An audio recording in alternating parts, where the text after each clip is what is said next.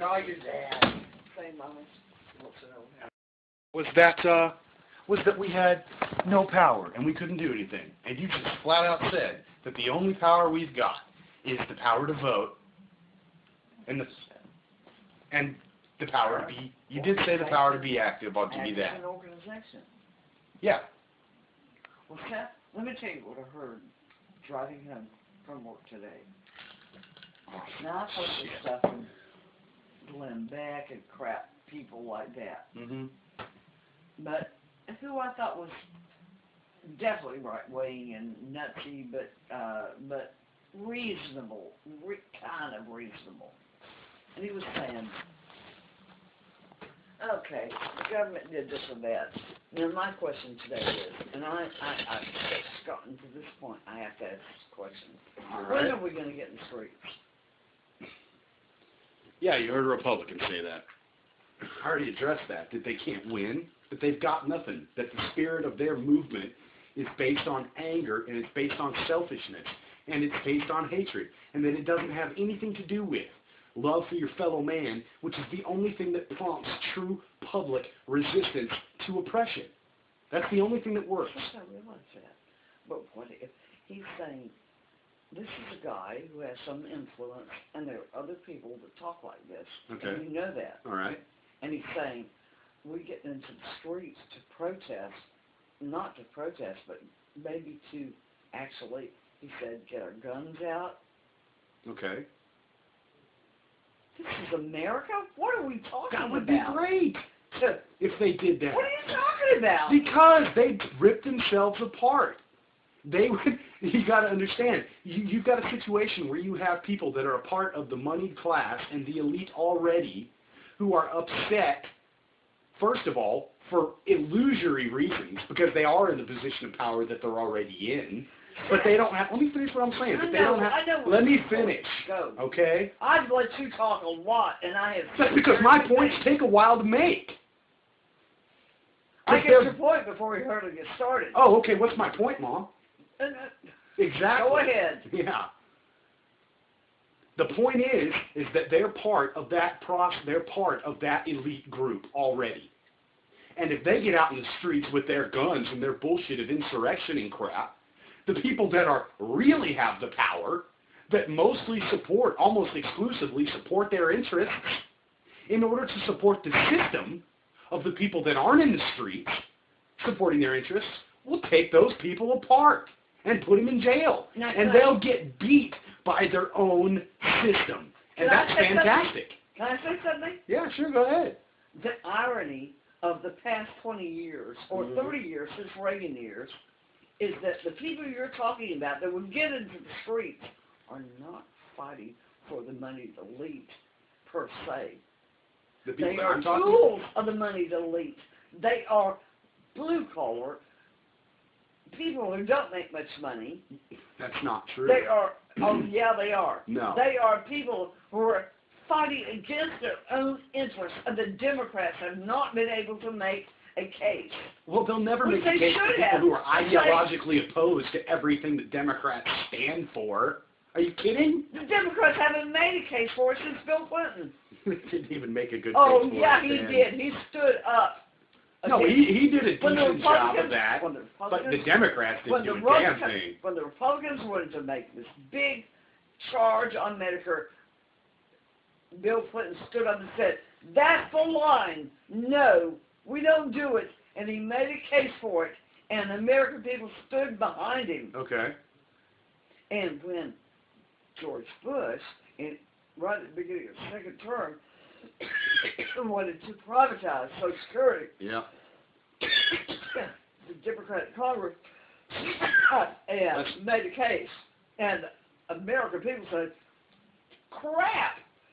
That's why we won the 2008. Won both houses in 2008. Yes. Under Obama. We haven't done that. Sheesh. You okay? Yeah. All right. Well, I'm going to have to quit this. Anyway, here's the point. I don't think that's why you're sneezing, but all right. Anyway, here's the point. The point that I was just going to make is the fact that even if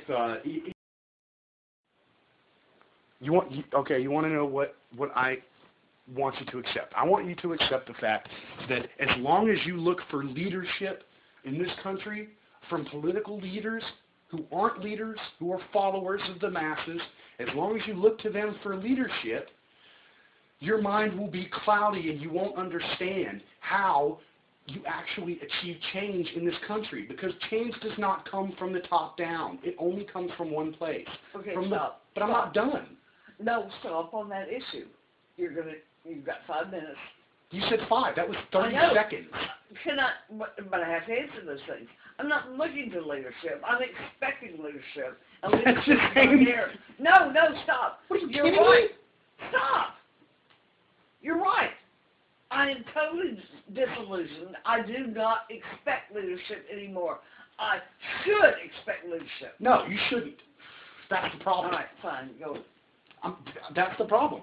As long as you expect leadership from people who are in positions where leadership is against what their function is, you won't look for it in the right place, and other people won't understand where to look for it from, and they'll continue to expect blood from a stone.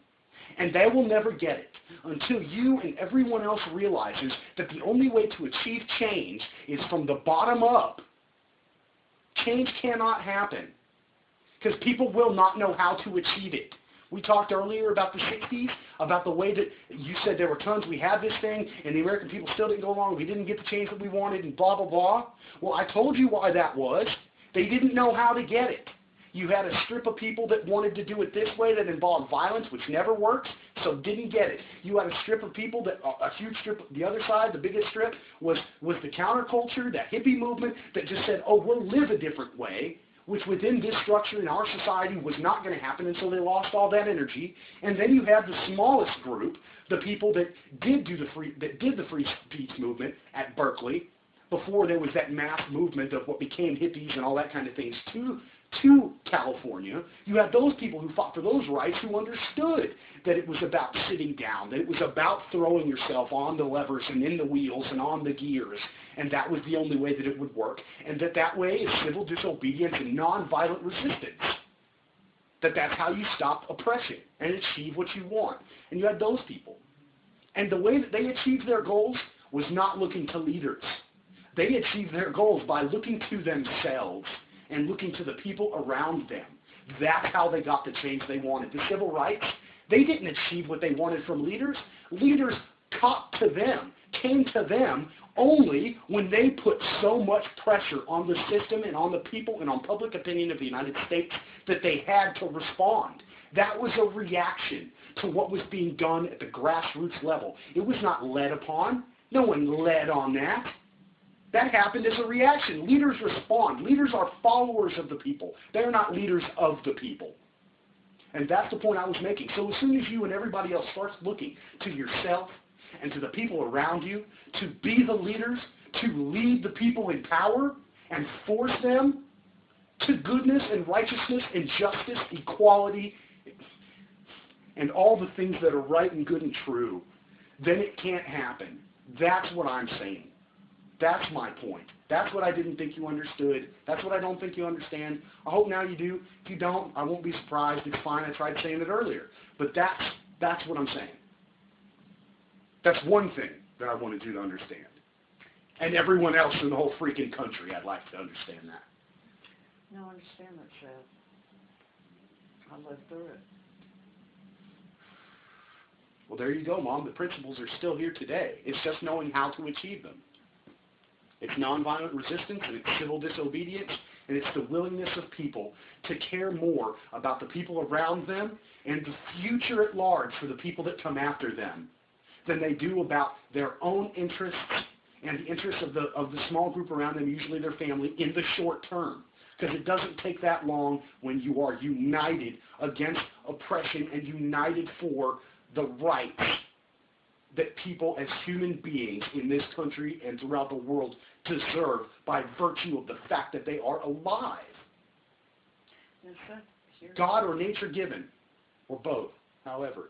Here's where I understand you, but I say there's a different challenge than we had in the 60s and